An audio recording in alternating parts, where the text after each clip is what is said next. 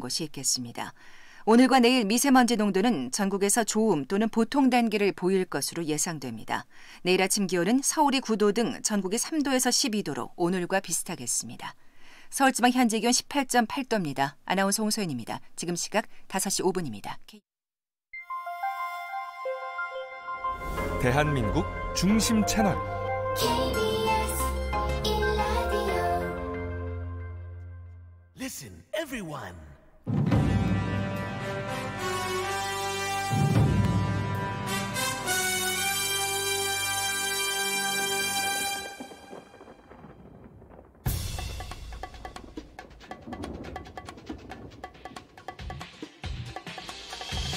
김용민 라이브.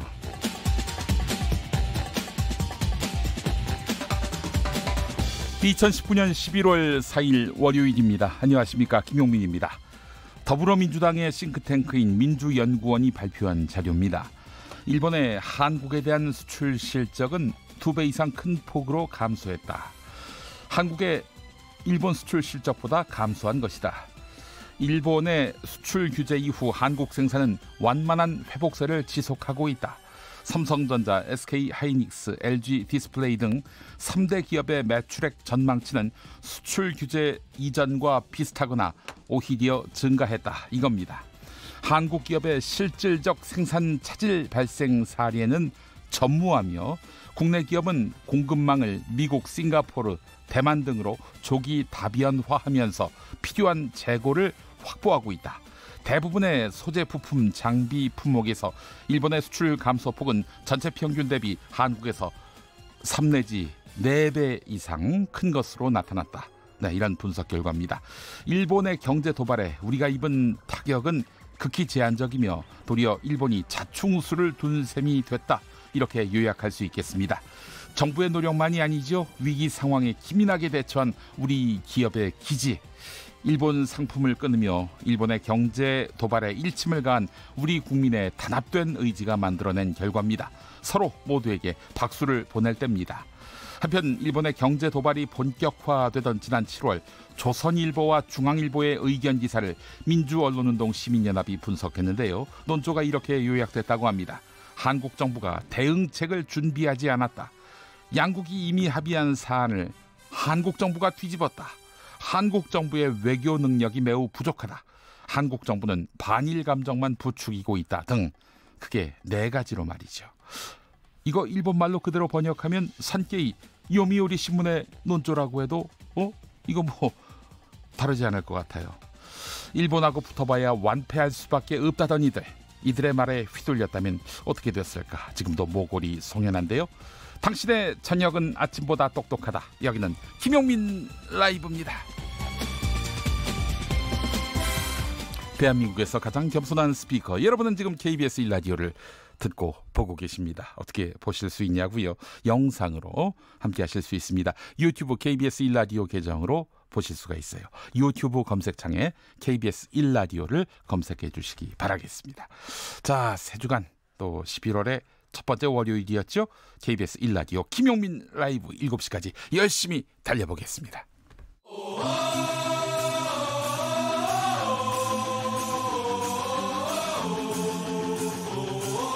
김용민 라이브.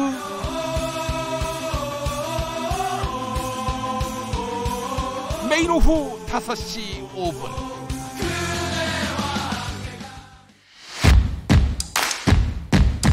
그냥 똑같은 뉴스 브리핑이 아니다. 정치 뉴스 피로 해소에 딱 좋은 브리핑. 매일 5시 5분 절대 놓치면 안 되는 뉴스 505.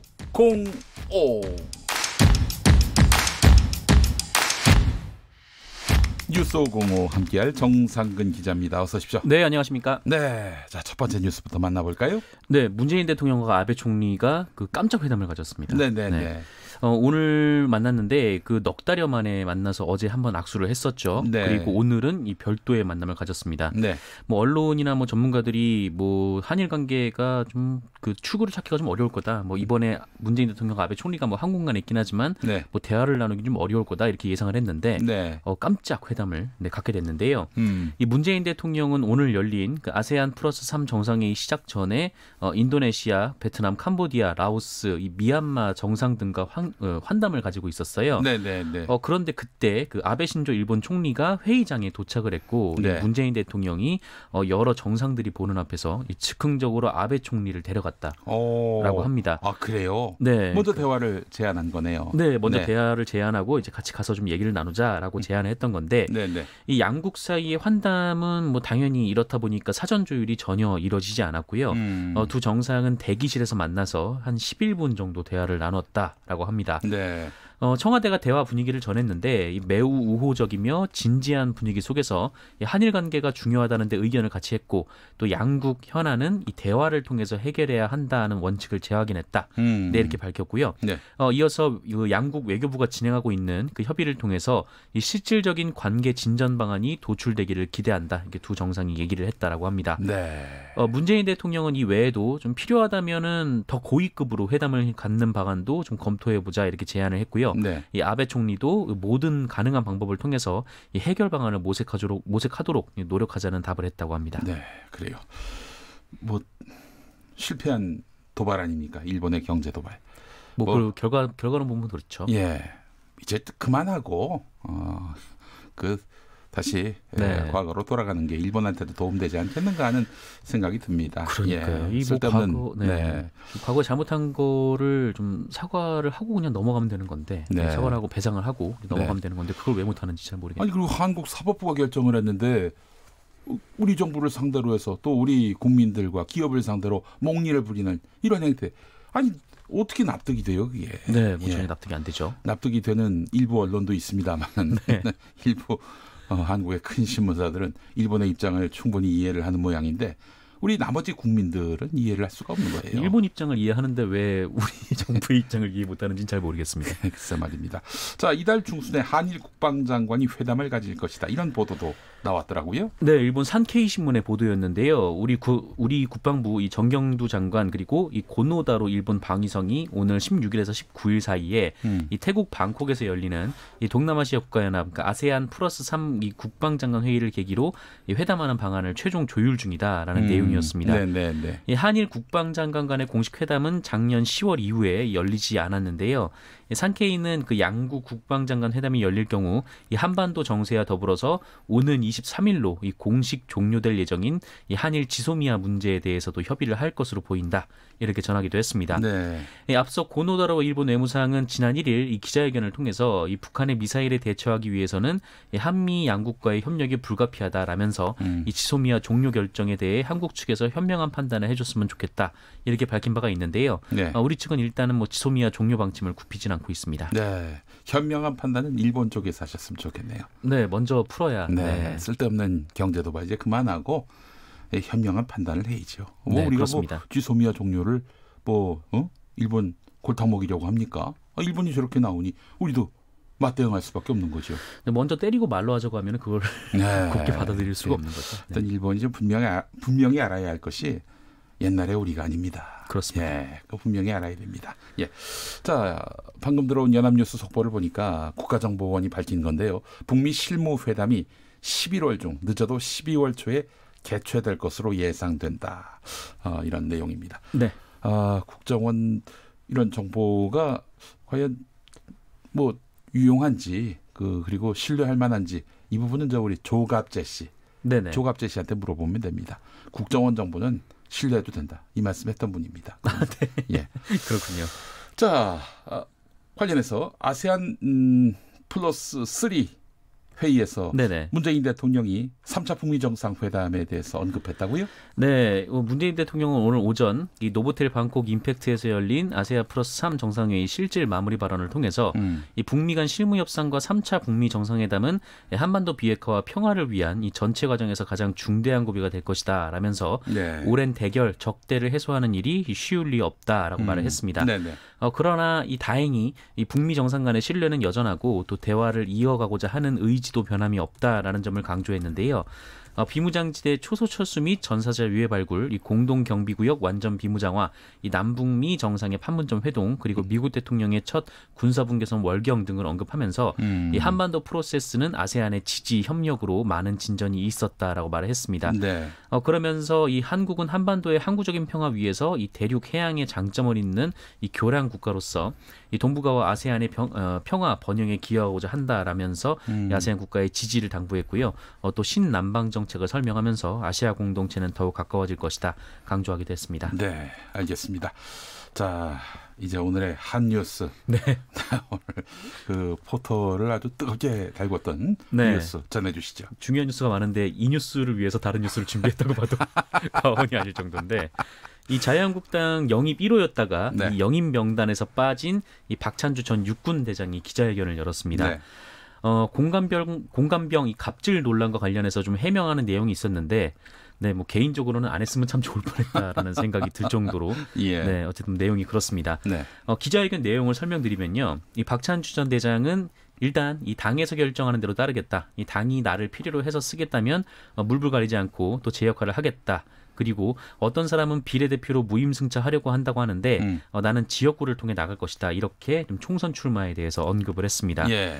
아울러 이 박찬주 전 대장은 이 자유한국당 최고위원회에서 안 좋은 이야기가 나오니까 본인이 먼저 황교안 대표한테 연락을 해서 부담 갖지 말고 영입 명단에서 빼주면 좋겠다 이렇게 말을 했다고 하고요. 그러자 황교안 대표가 다음 기회에 보자. 끝난 것이 아니니까 이 상처받지 말라 이렇게 전했다고 주장을 했습니다. 그리고 이 논란의 발언들이 쏟아지기 시작했는데 이 공감병 갑질과 관련해서 내가 감을 따라 이 골프공을 주워와라 이렇게 시켰다고 하는데 이것은 부려먹은 게 아니라 이 공간상 편제표상 임무 수행이다라고 주장을 했습니다. 골프공 주워오는 게 임무입니까? 네, 감을 따는 게 임무라는 주장인데, 그러니까 이런 논리입니다. 그러니까 취사병은 이 총 대신 국자를 잡는 것이 의무고, 이 군악대는 나팔을 부는 것이 편제표에 따른 의무니까 내 개인적인 심부름을 하는 게 공감병의 임무라는 주장인데. 그러면서 이 사회통념상 받아들일 수 있는 수준이었다며 이 갑질은 아니라고 주장을 했습니다. 그러면서 이 부모가 이 자식을 나무라는 것을 갑질이라고 할 수 없다. 이 사령관이 병사에게 지시한 것을 갑질이라고 표현하면 이 지휘 체계를 무너뜨리는 것이라고 주장을 했습니다. 네. 또한 이 박찬주 전 대장은 자신의 배우자가 이 공감병 갑질 의혹과 관련해서 폭행과 감금죄로 재판을 받고 있는 것에 대해서도 성추행처럼 일방적인 피해자의 진술이기 때문에 곤혹스럽다 이렇게 말을 하기도 했습니다. 또한 이 자신의 아들과 그 친구들이 공관에서 바비큐 파티를 열었고 이를 준비하기 위해 공감병들에게 부당한 지시를 했다 이런 의혹도 있었는데 공감병들이 같이 즐겼다라고 해명을 했습니다. 같이 파티를 했다라는 건데요. 그러면서 사진이 있는데 이 공감병들의 표정을 보면 억지로 하는 것이 아니라 뭐 같이 즐기고 있는 것이다 이렇게 덧붙이기도 했습니다. 그 사진을 보니까 네. 같이 즐기고 있는 표정이다. 병사들이 웃고 있더라 뭐 이런 얘기인 것 같습니다. 이거 하이라이트는 여기인데요. 네. 이 갑질 논란을 제기한 이 군 인권센터에 대해서는 이 병사를 이용해서 사령관을 모함하는 것은 이 군의 위계 질서를 위해서 바람직하지 않다라면서 임태호 소장에 대해서 삼천교육대 교육을 받아야 한다 이렇게 주장하기도 했습니다. 네. 2017년에 계엄령 발동을 꾀하던 자들이 있었습니다. 네네. 2019년에 삼천교육대의 필요성을 운운하는 자도 있고 저는 크게 다르지 않다고 봐요. 예. 군부가 혼란스러운 나라를 장악해야 한다. 군부가 몰지각한 국민을 계몽해야 한다. 이런 점에서 다르지 않아요. 네. 정말 무시무시한 사람들입니다. 이런 사람이 지금 공당에서 영입 대상으로 거론되는 것 자체가 난센스예요. 그래서 저는 박찬주 씨가 한번 웃겨보려고 한 말이 아닌가. 네. 그렇게 생각하고 싶을 정도예요. 예. 네. 이런 기자회견을 대체 왜 했는가라는 네. 저는 그런 생각을 했습니다. 이런 발언까지 했단 말이죠. 그러면서 박찬주 씨가 당에서 결정하는 대로 따르겠다라고 네. 했는데 당에서 나오지 말라 이러면은 따를까요? 아, 글쎄요. 이 뭐 지금 당에서 결정한 대로 따르겠다고 했는데 본인이 또 나갈 지역구를 또 점지했더만요. 천안을에 네. 나가겠다. 예. 네, 하여튼 뭐 충청도로 나가겠다고 했는데 이것도 좀 논란이 되고 있습니다. 아, 그렇죠. 개룡으로 나가겠다 뭐 그런 말도 했었고. 네네, 개룡. 예. 네. 아, 그래요. 임태훈 소장이 즉각 반박을 했는데 잠시 후에 그 임태훈 소장과 인터뷰가 있습니다. 기다려 주시기 바라겠습니다. 오늘 군인권센터가 계엄령 문건에 청와대가 개입한 정황을 추가로 제기했는데 이 내용도 네네. 잠시 후 임태훈 소장에게 직접 들어보도록 하겠습니다. 더불어민주당이 오늘 총선 기획단을 구성했는데 기획단 면면이 눈에 띄네요. 네, 이 더불어민주당은 오늘 이 최고위원회를 통해서 21대 국회의원 총선거 준비를 위한 총선 기획단 구성안을 확정을 했습니다. 기획단은 윤호중 사무총장이 단장을 맡고요. 이 양정철 민주연구원장, 이 소병훈 조직부총장, 뭐 이근영 전략기획위원장, 윤관석 정책위 수석부의장 등 당 안팎의 인사 15명으로 구성이 됐습니다. 당 여성위원장인 백혜련 의원 그리고 장경태 청년위원장이 합류를 했고요. 이 당내 초선 의원으로 금태섭, 강훈식, 재윤경, 정은혜 의원이 그리고 원외 인사로 정청래 전 의원이 포함이 됐습니다. 김은주 한국여성정치연구소장, 강선우 전 사우스타 코스타 주립대 교수, 그리고 가장 눈에 띄는 이 프로게이머 출신이자 사회운동가인 황희두 씨가 명단에 이름을 올렸습니다. 네. 이 더불어민주당은 이 명단을 종합해 보면 그 15명 중에 여성이 5명, 이 청년은 4명으로 구성했다라고 하는데요. 이 청년 중에서도 30대 2명, 20대 1명까지 이 2030 청년들의 의견을 수렴할 수 있는 인선을 했다라고 밝혔습니다. 예. 그 아까 그 사우스 다코다 주립대 교수. 네, 사우스 다코다 주립대 교수. 예. 처음 읽어보는 거죠. 네. 이런 학교가 있는지 처음 네. 읽어봤을 거 아닙니까? 미국에서도 뭐 제가 나온 대학 이름을 모를 테니까요. 그렇죠. 네, 그렇습니다. 사우스 다코다 주립대 교수입니다. 그렇습니다. 예. 미국에서는 유명한 학교입니다. 아, 예, 예, 예. 그러니까, 네. 우리야 생소하지만 예, 알겠습니다. 황희두 이분이 그 청년인가 보죠? 네, 1992년생이라고 하고요. 20대 네. 청년을 대표해서 이 총선기획단 위원으로 활동을 한다라고 합니다. 네. 이 전직 스타크래프트 프로게이머라고 하고요. 지금은 이제 소셜 디자이너라는 직함으로 활동 중입니다. 뭐 수필가민 이 금융가인 황태영 씨의 아들로도 알려져 있는데요. 네. 황희두 씨는 올해 1월 이 유튜브 채널 알림이 황희두를 열어서 이 유튜버로도 활동 중이고요. 비영리 민간단체인 이 청년 문화포럼 회장을 맡고 있습니다. 네. 이 한국경제와 뭐 간단한 인터뷰를 가진 모양인데 뭐 사전 교감이 한 번 있었지만 뭐 발표가 나오고 이 기획단에 합류하게 된 것에 대해서 뭐 아직 얼떨떨하다. 이 프로게이머 출신의 경험과 이 청년 세대라는 점을 잘 활용할 것이다라고 밝혔습니다. 네. 알겠습니다. 검찰이 오늘 금융위원회를 압수수색했다고 하는데 이것도 굉장히 주목됩니다. 네, 이것도 이 조국 전 법무부 장관 관련된 수사입니다. 네. 이 당시 조국 민정수석이 이끌던 이 청와대 민정수석실이 이 유재수 전 부산시 경제부시장에 대한 감찰을 중단했다라는 의혹이 있었는데요. 네. 검찰이 이에 대한 강제 수사에 돌입한 지 5일 만에 그 유재수 전 부시장이 근무하던 금융위원회 압수수색에 나섰습니다. 네. 유재수 전 부시장은 지난 2017년 이 금융위원회 금융정책국장으로 일을 했었는데 네.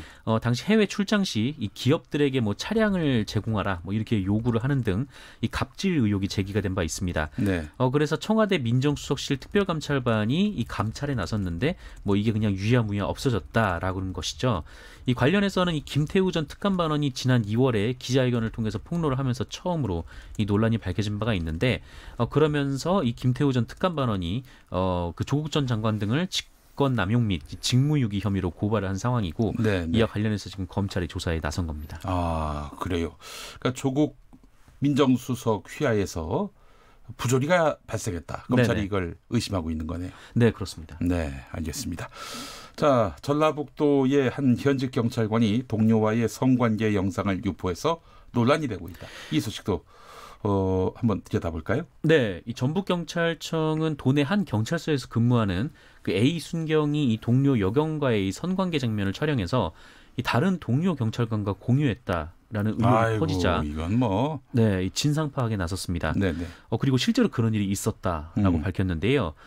다만 이 순경은 이 자신의 휴대폰에 있는 영상을 뭐 온라인을 통해서 보낸 건 아니고 이 참고인들에게 직접 보여줬다라고 이 전북경찰청 측에서 밝혔습니다. 죄가 없진 않죠. 이런다고. 그럼요. 네. 경찰이 이 불법 촬영물로 의심되는 영상을 불법적으로 유포를 했다라는 건데 이 경찰 관계자는 이 경찰관이 관련된 만큼 이 철저하고 명백하게 수사를 할 계획이다라면서 네. 우선 피의자와 피해자를 격리하기 위해서 해당 순경을 직위 해제하고 인사 조치했다라고 밝혔습니다.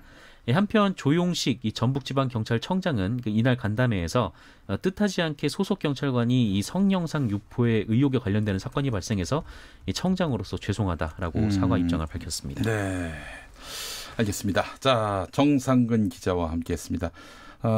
뉴스 505 네, 수고 많이 하셨습니다. 네, 고맙습니다. 네. 자, 김용민 라이브 함께하고 계신 지금 시각 5시 24분 지나고 있습니다. 교통 상황 알아보겠습니다. 김은아 씨가 준비하고 있습니다. 네, 이 시각 교통정보입니다. 오후 3시가 지나면서부터는 교통량이 더욱더 빠르게 늘고 있습니다. 사고도 잇따르는데요. 서울 양양고속도로 서울 방향 서종 부근 1차로에서 승용차 관련 사고 처리하면서 일대 2km 구간에서 밀리고요. 덕소 3패에서 강일까지도 4km 구간 정체입니다. 평택 시흥간고속도로 평택 방면 조암나들목 부근에서 난 화물차 화재 사고는 처리가 끝났지만 부근 3km 구간에 정체가 남았습니다.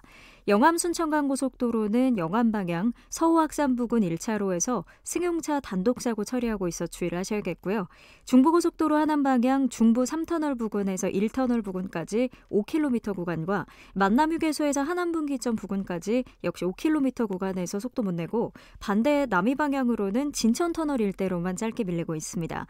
제2중부고속도로는 하남 쪽인데요. 하번천터널 부근에서 천지남교 사이로 2km 구간에서 정체 보이고 있습니다. KBS 교통정보센터였습니다. 김용민 라이브.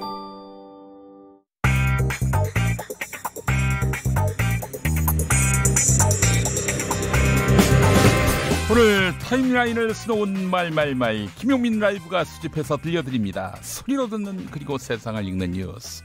세상의 모든 뜨거운 목소리 그 말말말에 김용민 생각까지 더해서 리뷰하죠. 지금부터 볼륨 업, 귀 쫑긋 핫소리.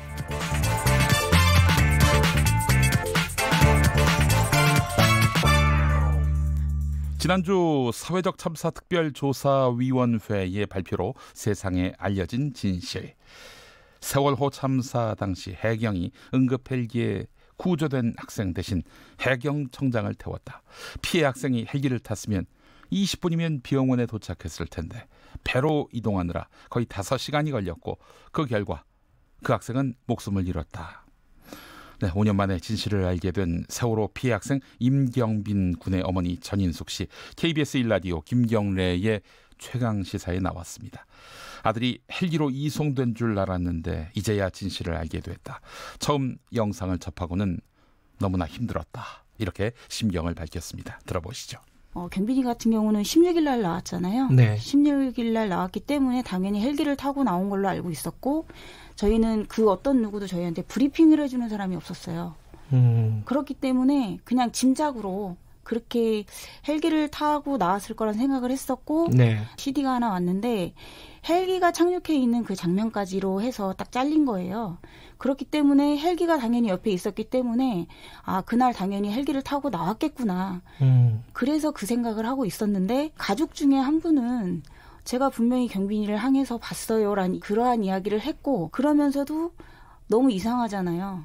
분명히 봤다고 이야기를 하면 이거는 저희가 버릴 수 없는 이야기잖아요. 그 영상을 처음 접하고 네. 정말 그 숨쉬기도 너무 힘들었고 네, 물조차도 마시기가 너무 힘든 상태였고요. 그리고 정말 너무 예. 그렇게까지 잔인하게 아이들을 정말 김용민 라이브. 지난 9월 항소심에서 공직선거법 위반 혐의로 당선 무효형을 선고받은 이재명 경기도지사가 지난 1일 대법원에 위헌법률 심판 재청 신청을 냈습니다. 만약 이번 신청이 받아들여지면 이재명 지사의 3심 재판은 헌법재판소 결정이 나올 때까지 중단된다고 하는데요. 이재명 지사가 위헌법률 심판을 재청한 이유에 대해서 김용 경기도 대변인은 허위사실 행위 허위사실 공표의 정의가 모호하다. 헌법의 명확성 원칙에 반한다. 양형 부당을 다루는 예외 규정이 없는 것은 잘못됐다. 이렇게 밝혔습니다. MBC 라디오 김종배의 시선집중 인터뷰 들어보시죠. 공직선거법에서 이제 허위사실 그 공표죄가 행위와 공표라는 이 용어의 정의가 굉장히 모호하다. 그래서 헌법상에서 이 명확성의 원칙, 네. 이제 주형 법정주의에 반한다는 점에서 예. 저희가 위헌 법률 심판을 제청했고요. 또 하나는 형사소송법에 있어가지고 형사소송법에서는 사실은 사형이나 무기 또는 10년 이상의 징역 이렇게 중대한 사실에 대해 가지고 양형이 부당하다 인정할 경우 이제 상소를 할 수 있게 해놨거든요. 네. 근데 공직선거법에서는 벌금이 100만 원 이상만 돼도 이게 그 당선이 무효되거든요. 그래서 예. 그야말로 정치적 사망을 선고받는데도 불구하고 이거는 이게 상고심의 이유가 되지 않기 때문에 이것도 양형 부당을 좀 다룰 수 있는 예외 규정을 갖다가 두지 않는 건 잘못됐다. 김용민 라이브. 공관병 갑질 논란의 당사자인 박찬주 전 육군대장. 박찬주 전 대장을 자유한국당에 영입하려고 추진한 인물은 바로 황교안 당대표입니다. 결국 최고위원들의 반발로 박찬주 전 대장의 영입은 보류된 상태인데요. 이에 대해서 우상호 더불어민주당 의원은 황교안 대표가 당의 인재 영입 시스템을 불신하고 철저하게 검사 출신 측근이나 별도의 비선에서 인재를 추천해서 올리는 게 아닐까 의심이 든다 이렇게 밝혔습니다. 그러면서 황교안 대표에게 두 가지가 부족하다 이렇게 지적했는데요. 그 두 가지는 무엇일까요? TBS 라디오 김호준의 뉴스공장에 나와 밝힌 내용 직접 들어보시죠. 자신들이 바로 어저께까지 조국 장관의 도덕적 검증을 그렇게 심하게 하신 분들이 조국 장관의 기준으로 보면 이건 뭐 그냥 거론 대상도 못 되는 거예요. 그런 분들을 이렇게 턱 발표하고 옆에 세우려고 했다. 저는 이거는 제가 적어도 볼 때는 황교안 대표가 그 정도인지 황교안 대표가 인재 영입을 당을 불신하고 철저하게 검사 출신 무슨 측근이나 혹은 별도의 비선에서 추천해서 올리는 게 아닐까. 그러니까 최고위원들이 그 박찬주 대장 들어올 때 입당을 반대했잖아요.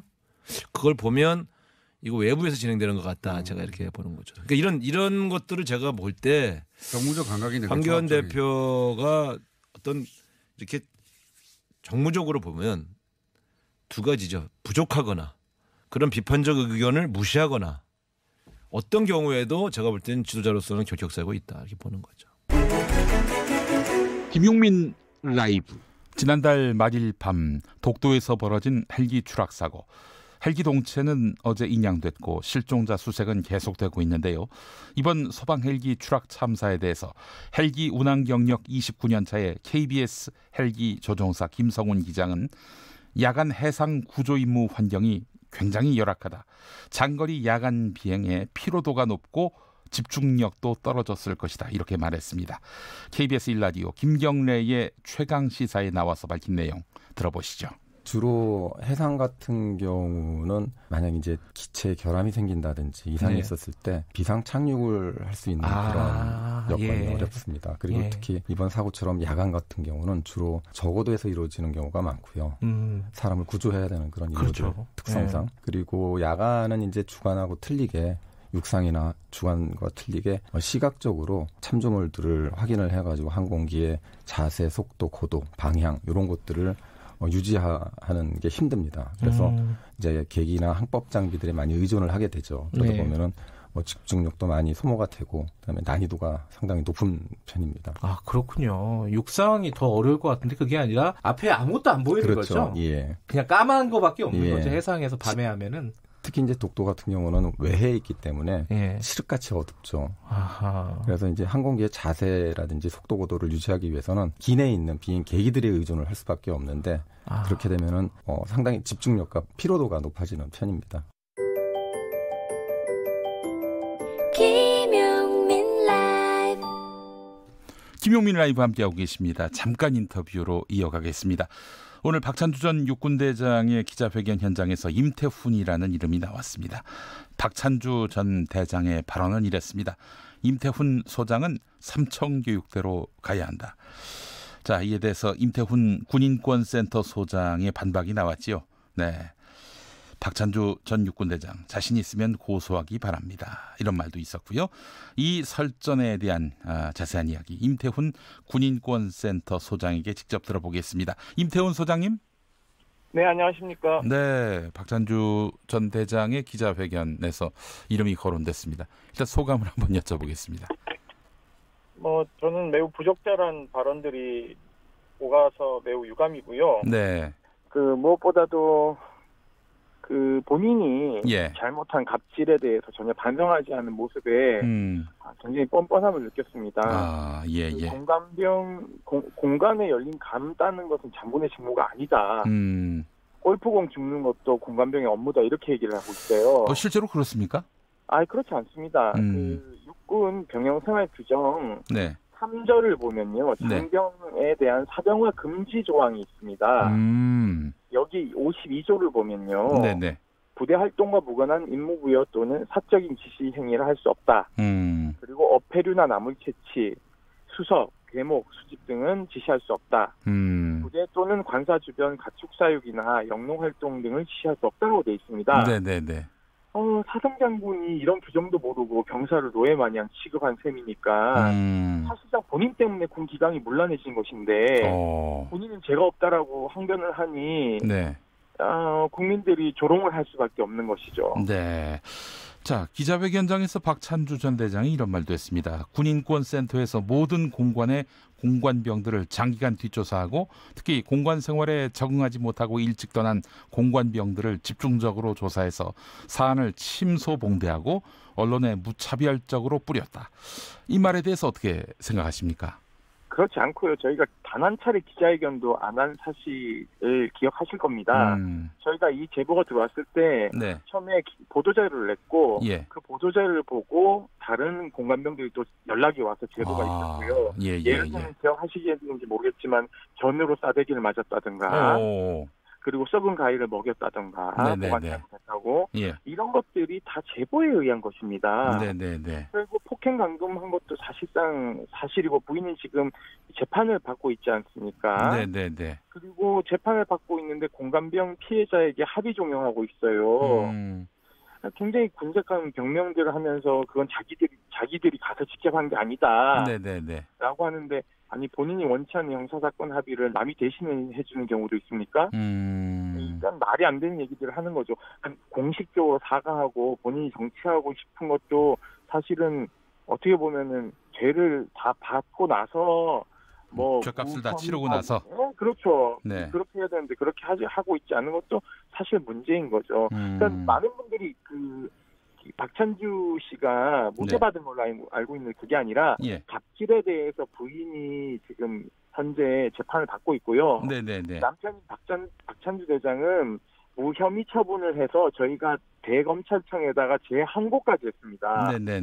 그렇기 때문에 빨리 대검이 이것에 대해서 그 기소 결정을 내려야 된다고 보고 있습니다. 이게 그 재판으로 넘어가지 않고 검찰 차원에서 이렇게 길이 막힌 거였군요. 대한민국 검찰이 문제예요. 지금 대검에서 이게 지금 깔고 뭉개고 있는데요. 대표적으로 갑질 문제로 우리 군 문화가 다 바뀌었고 사실은 장군들이 데리고 있는 그 공관병 폐지 다 됐지 않습니까? 이 제도가. 그렇기 때문에 이것은 최순실과 박근혜의 공범관계하고 비슷한 거예요. 왜냐하면 박 대장의 그 권력을 사유화한 거지 않습니까, 부인이? 그러니까 당연히 처벌받아야 되는 거죠, 둘 다. 자, 임태훈 소장께서 페이스북에 올린 글을 보니까 말이죠. 박찬주 대장 자신과 부인의 행동이 떳떳하다면 왜 공관병 직장 앞까지 찾아와서 합의를 구걸하고 있는가 묻고 싶다. 이렇게 쓰신 글이 있습니다. 이거 어떤 내용입니까? 이게 뭐냐면요. 앞서 말씀드린 것처럼 부인이 재판 중이잖아요.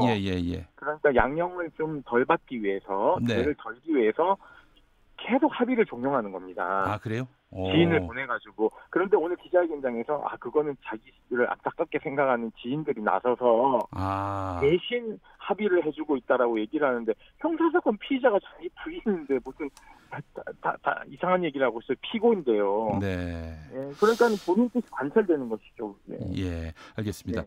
그 삼청교육대라는 표현 나온 것은요, 사실 뭐 임태훈 소장뿐만 아니라 그 시절을 기억하는 국민들은 경악을 금치 못할 그런 표현이었던 것 같아요. 황윤정님 같은 경우에 삼청교육대라니 국민을 동물보다 못하게 취급한 국가 권력 폭력을 이렇게 합리화하는 듯 거론하다니 귀를 의심한다 이렇게 말씀하셨어요.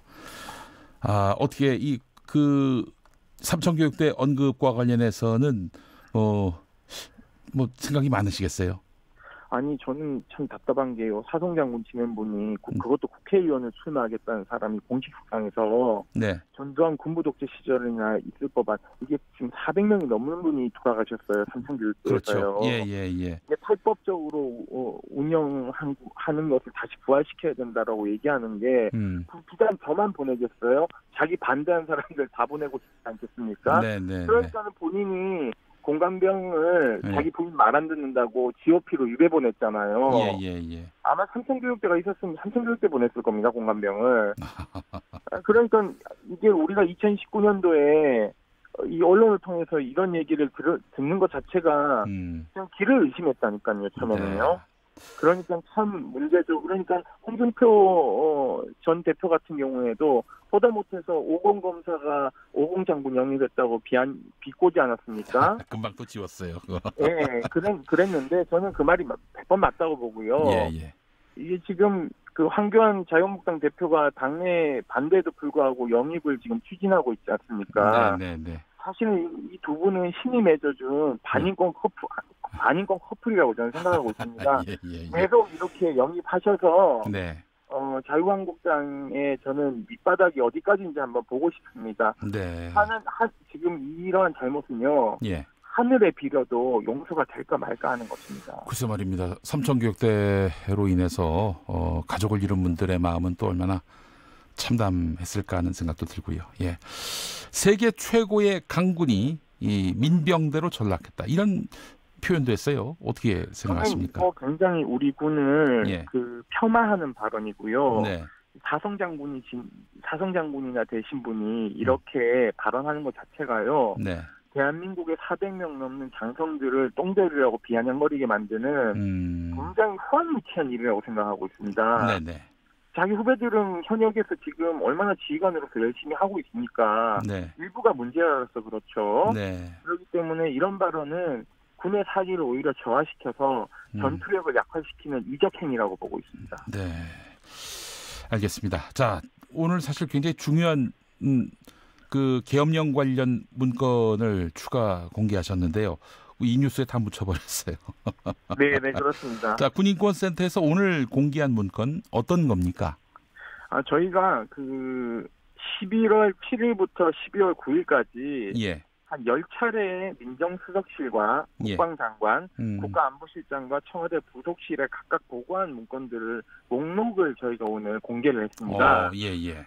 현 상황 관련 보고서 1, 2와 그 현 상황 관련 기무사 활동 계획, 최근 군부 동정, 그리고 현 상황 관련 예비역 안보단체 활동이라던가 탄핵 가결 시 군 조치 사항을 2차례나 보고한 것들을 저희가 목록을 입수를 해서 이것을 오늘 공개를 했습니다. 네네네. 그래서 이것이 박근혜 청와대 당시 이러한 탄핵을 전후로 해서 탄핵 가결을 전후로 해서 촛불 무력 진압을 획책한 것이 아닌가라는 저희는 그 정황으로 저희가 판단하고 있고 네네. 이것은 저희가 지금 현재 기무사의 정보공개 청구를 한 상태입니다. 문건 내용을 하나하나 좀 봐야 되기 때문에 네.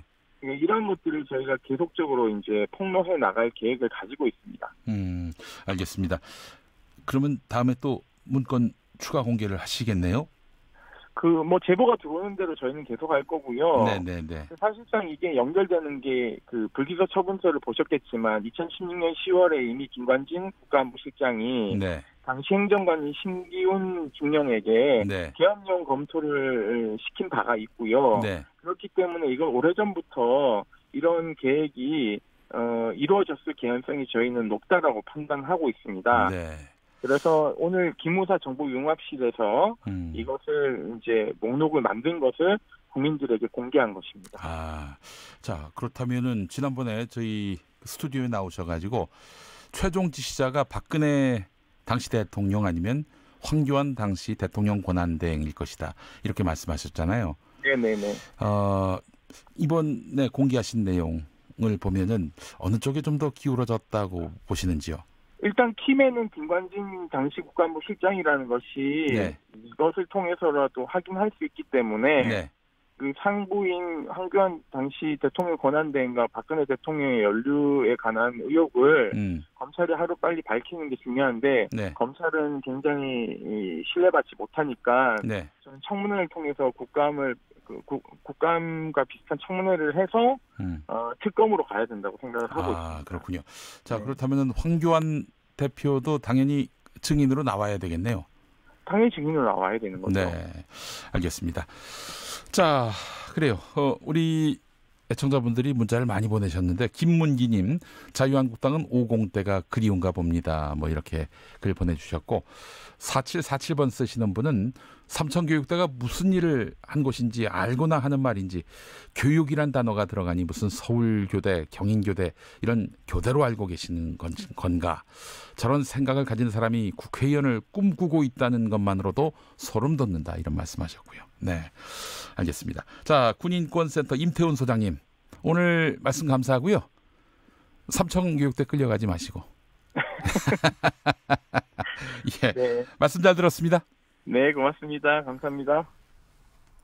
네, 그리고 다른 분들 보내주신 문자도 한번 보겠습니다. 9161번 쓰시는 분, 공관병이 왜 필요합니까? 모두 없애야 합니다. 네, 박찬주 전 육군대장 사건으로 인해서 공관병을 사적 비서로 쓸 수 없도록 마치 몸종처럼 쓸 수 없도록 규정이 강화된 것은 또 하나의 현실이 됐습니다. 그게 이제 군인권센터의 노력도 있었고요. 온 국민이 또 뜨겁게 분노해 주셔가지고 이루어진 일이라고 생각이 됩니다만은 정말 참 참담한 일이죠. 아니 나의 자녀를 군에 보냈는데 말이죠. 군에서 이런 가혹행위를 당하고 말이죠. 이게 어떻게 용납이 될 수 있겠습니까? 자, K72329773 계정 쓰시는 분, 솔직히 너무 재밌어서 화가 날 정도다. 박찬주 전 대장 너무 재밌다. 국민에게 웃음을 준다. 이런 말씀하셨고요. 반어법을 쓰신 거네요. 네, 자, 김용민 라이브 함께하고 계십니다.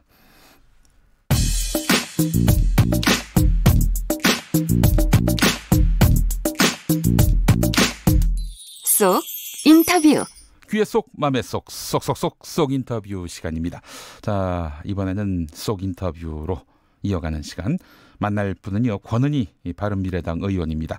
지난 주말에도 여의도 국회 앞에서는 공수처를 설치하라, 국회는 응답하라, 이런 구호가 나왔습니다. 광화문에서는 공수처 반대 목소리가 또 나왔고요. 고위공직자범죄수사처, 공수처의 모든 것, 권은희 의원과 한번 이야기 나눠보도록 하겠습니다. 공수처 법안을 또 따로 발의한 바도 있는데요. 자, 권은희 의원 나와 계시죠? 네, 안녕하십니까. 네, 인터뷰 응해 주셔서 감사합니다. 네. 예, 오늘 서울 남부지검에 다녀오셨더라고요. 예, 서울 남부지검. 예. 예, 어떤 일로 방문하셨는지요? 지난 선거제 개혁과 공수처 법안 스트랙 상정 과정에서의 사보임과 관련해서 김관영 당시 원내대표와 문희상 의장님이 직권남용으로 고발을 당하셨는데요. 네네. 당시 사임됐던 당사자로서 참고인 자격으로 진술을 좀 요청받았습니다. 네, 고발한 주체는 자유한국당이죠? 자유한국당과 시민단체 두 곳에서 고발한 것으로 알고 있습니다. 네, 알겠습니다. 오늘 조사는 어땠나요? 지금 저녁 식사 시간으로 조사가 잠깐 중단된 상황이고요. 아이고, 조사 중이시군요. 네, 예. 저녁 식사 때문에 조사가 중단된 상황이고요. 예. 당시에 국회 상황이나 입법 심의 과정에 대해서 좀 폭넓은 그런 설명을 드리고 있는 상황입니다. 예. 권은희 의원께서는 어떤 입장을 말씀하셨습니까? 그러니까 지금 자유한국당 같은 경우에는 이 사보임에 부적절했고 부당했기 때문에 이 패스트트랙 자체가 이거는 불법적이다. 법에 합치되지 못한다. 이렇게 지금 얘기하고 있는 것 같은데요. 법률적인 판단은 이미 이제 사건이 검찰에게 왔기 때문에 네. 그 검찰에서 판단을 할 것으로 보여지고요. 네. 저는 당시 사보임 과정에서 네. 있었던 상황들 그리고 당내 의원들의 논의 내용들 이런 부분들에 대해서 설명을 드리고 있는 상황입니다. 네. 개인적으로는 어떻게 부당하다고 보십니까? 아니면 당시 상황이? 당시 제가 그 김관영 원내대표에게 고위공직자 부패 수사처와 관련해서 네. 충분한 심의가 이루어져야 된다. 그리고 심의와 관련해서 나의 그 심의 권한을 네. 제약하지는 말아달라라는 그런 요청을 했었는데요. 예. 당시 김관영 의원이 이 시간을 이유로 예. 그 심의 부분에 대해서 제약을 하고 지금까지 논의된 내용으로 그냥 진행을 하겠다라고 네. 결정을 한 부분에 대해서는 예. 당시에도 그렇고 당시에도 김관영 대표가 또 사과를 한 사실이 있습니다. 네. 그때 이제 수용을 하셨던 거였죠? 그때 네. 그 사과를. 예. 알겠습니다. 공수처 법안 이야기로 넘어가 보겠습니다. 권은희 의원의 아내 공수처 정식 명칭은 고위공직자 범죄수사처가 아니라 부패수사처더라고요. 네. 예. 여당 백혜련 의원 안과 권은희 의원의 안 비교했을 때 가장 큰 차이는 기소권 차이인 것 같습니다. 그러니까 이제 네. 공수처에는 기소권을 부여하지 말자. 이런 안이 바로 권은희 의원 안 아닙니까? 예, 맞습니다. 네, 그 좀 소상히 설명해 주시죠.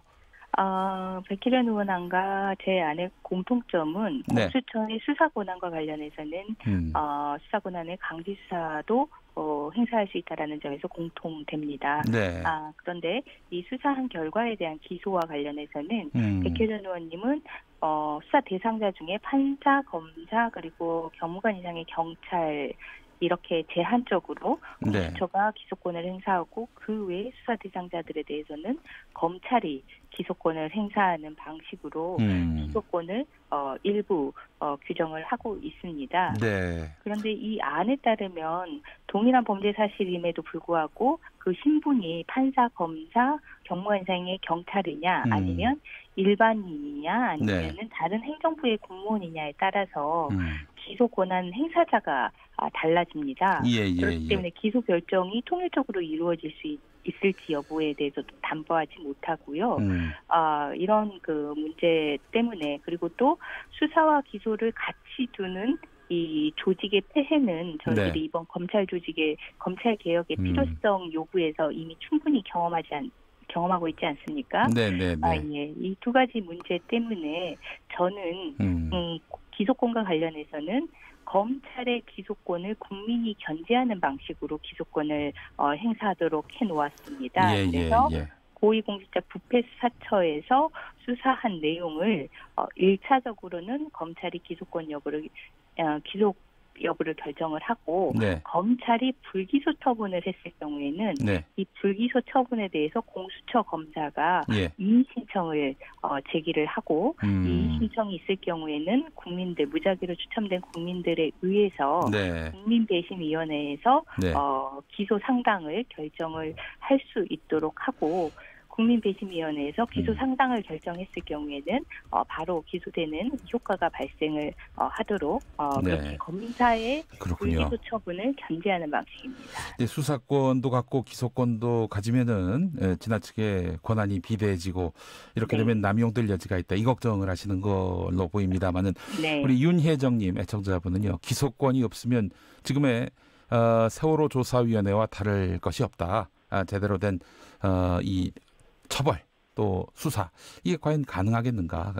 말하자면은 이 공수처의 그 실권이 보장되지 못하는 것 아닌가 이런 염려를 하는 분들이 있더라고요. 기소권이 없다로 종결되는 것이 아니라 검찰이 행사하는 기소권을 견제할 방법이 있느냐, 검찰이 그 공수처 수사 결과에 대해서 불기소 처분을 했을 때 과연 이것을 견제할 방법이 있느냐가 실질적인 기소권의 행사 여부라고 인식을 해주시면 될 것 같고요. 제가 낸 그 고위공직자 부패 수사처 법안은 검찰이 불기소 처분을 했을 때 국민들이 기소 상당을 하는 방법으로 검찰의 불기소 처분권을 견제하도록 이렇게 하고 있습니다. 근데 이제 예컨대 예를 들면 어떤 검사가 비위를 저질렀습니다. 이거에 대해서 이제 그 공수처가 이 사람 아무래도 기소를 해야 될 것 같다라고 해서 검찰에다 넘겼는데 검찰에서 이제 봐준단 말이죠. 그렇게 해서 이제 불기소를 했단 말입니다. 그러면 이제 공수처가 또는 국민이 또 참여하는 배심기구가 이걸 이제 엎을 수 있다는 건데 너무 절차가 길어지고 복잡해지고 이러면 문제 아닌가 하는 지적도 나올 것 같아요. 어떻습니까? 절차 부분과 관련해서는 그 공수처가 수사와 검사를 수사와 기소를 같이 행사하게 해서 생길 수 있는 그 위험성 그리고 백혜련 안에 의하더라도 판사, 검사, 경찰 이상의 공무원에 대해서만 제한적으로 인사를 하거든요. 그렇기 때문에 이 기소권은 행사자가 달라지고 보복 방법이 이원화되는 그런 문제점이 발생을 하게 됩니다. 그렇기 때문에 원칙적으로 수사와 기소를 분리해서 견제하는 그런 그 조직을 신설을 하고 다만 검찰의 불기소 처분에 대해서 견제하는 방식으로 하는 것이 권력의 균형과 견제 원리에 보다 충실한 그런 제도 설계이고요. 그리고 우리 헌법재판소가 이 그 국무총리의 통할하에 있지 않는 조직과 관련해서 통할하에 있지 않은 조직이라고 하더라도 헌법 위반은 아니다. 그런데 다만 그 조직을 설계할 때는 국민의 기본권을 충실히 보호해야 되고 그 권한 견제의 방안, 남용 방지 방안이 반드시 들어가 있어야 된다라고 요구를 했습니다. 이게 헌법적인 요구인데요. 그렇기 때문에 이 검찰의 기소 권한을 견제하는 방식의 국민 기소권의 행사 이 방식이 보다 헌법적인 그 요구에 충실한 그런 제도라고 보고 있습니다. 지금 백혜련 안에 따르면은 위헌적 요소가 있어 보인다 이런 말씀인 것도 같습니다. 견제 방안이 불충분하고요. 그리고 기소 권한이 이원화돼서 알겠습니다. 문제점이 발생합니다. 알겠습니다. 오늘 인터뷰 응해주신 바른미래당 권은희 의원 말씀 잘 들었습니다. 감사합니다. 김용민 라이브 1부 이렇게 해서 마무리하겠습니다. 저는 6시 5분 2부에서 다시 오겠습니다.